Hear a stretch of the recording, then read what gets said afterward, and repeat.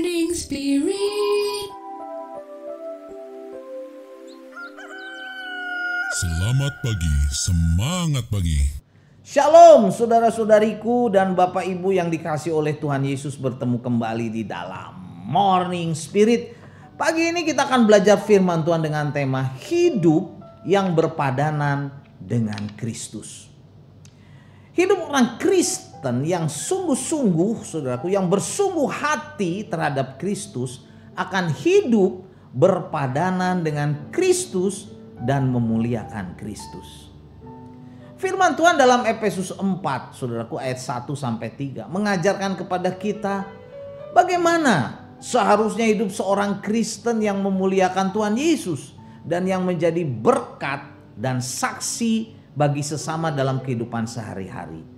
Nah, saudaraku, dalam ayat-ayat ini Tuhan Yesus mengatakan, saudaraku, mengatakan kita orang-orang Kristen yang sungguh-sungguh terpanggil dalam Kristus harus hidup berpadanan dengan panggilan Kristus itu, saudaraku. Efesus 4 ayat 1-3 saya bacakan. Demikianlah firman Tuhan. Sebab itu aku menasihatkan kamu, aku orang yang dipenjarakan karena Tuhan, supaya hidupmu sebagai orang-orang yang telah dipanggil, berpadanan dengan panggilan itu. Hendaklah kamu selalu rendah hati, lemah lembut dan sabar. Tunjukkanlah kasihmu dalam hal saling membantu dan berusahalah memelihara kesatuan roh oleh ikatan damai sejahtera. Puji Tuhan. Mari kita menggali, saudaraku, Efesus 4 ayat 1-3 ini. Saya ingin membagikan, saudaraku, di sini ada 5 ciri orang Kristen yang hidupnya berpadanan dengan Kristus atau yang sesuai dengan kehendak Kristus.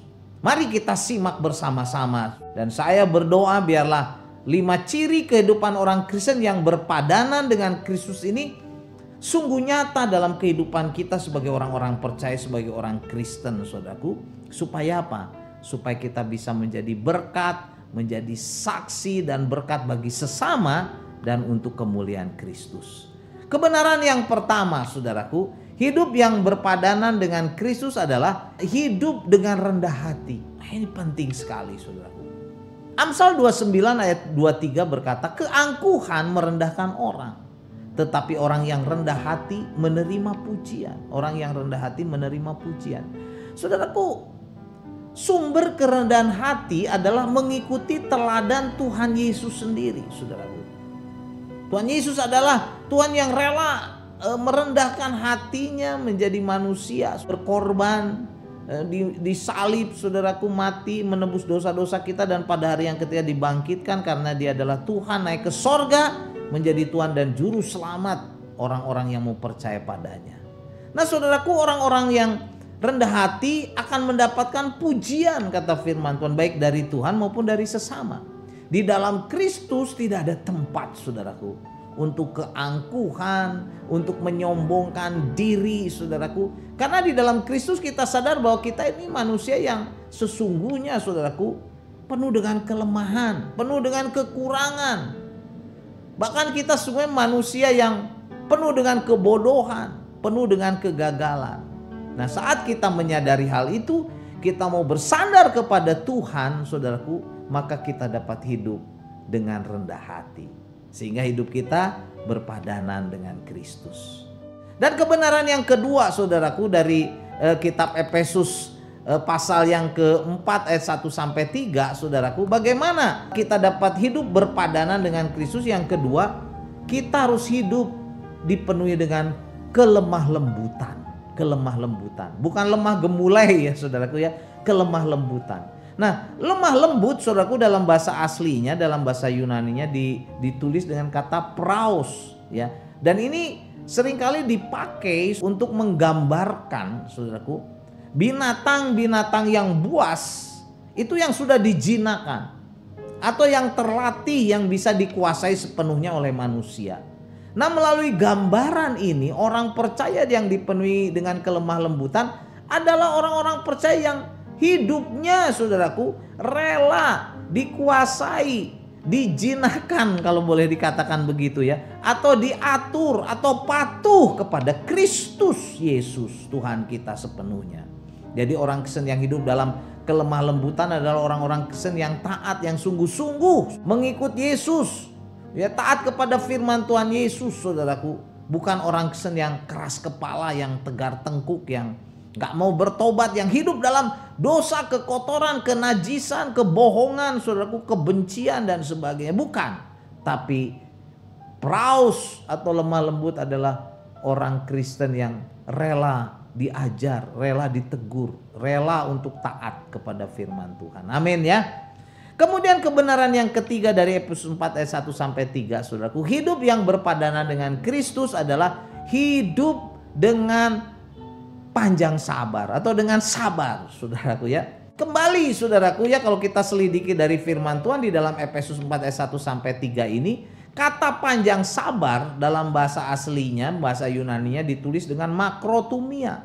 Nah saudaraku, ini penting sekali. Makrotumia mempunyai dua arti saudaraku. Yang pertama, ini adalah semangat yang tidak mudah menyerah. Jadi panjang sabar atau makrotumia adalah semangat yang tidak mudah menyerah. Tidak mudah saudaraku untuk kalah kepada macam-macam saudaraku ya. Kegagalan, kekecewaan, penderitaan, kritikan dan sebagainya. Jadi semangat tidak dapat dihancurkan atau dikalahkan oleh kegagalan, kepahitan, kekecewaan atau penderitaan atau masalah atau problema. Enggak ya. Orang yang panjang sabar itu kuat, tidak mudah mundur, tidak mudah bunuh diri misalnya. Sekarang banyak orang bunuh diri, putus asa bunuh diri atau mundur dari gereja, kecewa dari gereja. Enggak, saudaraku, orang yang panjang sabar itu kuat ya. Kemudian kata makrotumia juga berarti adalah kesabaran terhadap sesama manusia. Ini adalah kemampuan saudaraku untuk dapat menerima apa? Penghinaan, tekanan maupun luka hati ya, tanpa sakit hati saudaraku atau kepedihan hati. Makrotumia, panjang sabar. Amin ya. Mari kita belajar saudaraku untuk dipenuhi panjang sabar, dan ini adalah salah satu dari buah roh juga ya, panjang sabar. Kebenaran yang keempat saudaraku, hidup yang berpadanan dengan Kristus dari Efesus 4 ayat 1 sampai 3 adalah hidup dalam kasih yang saling membantu. Demikian firman Tuhan. Nah saudara, kata kasih di dalam Efesus 4 ayat yang ke-1 sampai 3 ini ditulis dengan kata agape. Ya, kita tahu agape adalah kasih Allah, kasih Tuhan Yesus saudaraku. Kasih agape mempunyai kekuatan yang membuat kita itu punya hati yang rela mengasihi orang lain juga, membantu orang lain juga saudaraku. Jadi kasih agape menjadikan semua tingkah laku kita atau perbuatan-perbuatan kita tidak terhalangi untuk kita bisa berbuat baik kepada orang lain. Walaupun saudara mungkin orang lain itu memfitnah kita, menyakiti kita. Karena kasih agape ya di dalam diri kita membuat kita tetap bersikap baik. Kita rela mengampuni dan mengusahakan yang terbaik saudaraku untuk orang lain. Karena apa? Kasih agape itu kasih Kristus, berarti kita meneladani Kristus. Wow, inilah hidup yang berpadanan dengan Kristus. Kita dipenuhi dengan kasih agape. Amin ya. Dan yang terakhir, yang kelima saudaraku yang boleh kita gali dari Efesus 4 ayat 1 sampai 3 adalah hidup yang berpadanan dengan Kristus adalah hidup yang memelihara kesatuan roh oleh ikatan damai sejahtera. Nah, kesatuan roh dalam gereja, dalam jemaat saudaraku tidak terjadi otomatis. Melainkan harus diusahakan. Harus diusahakan semua orang-orang yang ada di dalam jemaat Allah saudaraku yang sudah percaya kepada Tuhan Yesus harus memelihara kesatuan roh. Kesatuan roh dalam tubuh Kristus atau dalam gereja terjadi saudaraku karena kita belajar taat kepada firman Tuhan, menaklukkan diri kepada pimpinan Roh Kudus sehingga setiap orang dalam jemaat atau dalam gereja hidup sesuai dengan firman Tuhan, hidup sesuai dengan pimpinan Roh Kudus, pimpinan dari kehendak Tuhan, dan hidup kita saudaraku bukan dikuasai oleh ego kita, oleh egois kita, bukan saudaraku. Dan kemudian saudaraku kita lihat, maka saudaraku ada damai sejahtera. Ada ikatan damai sejahtera yang terjadi dalam persekutuan kita.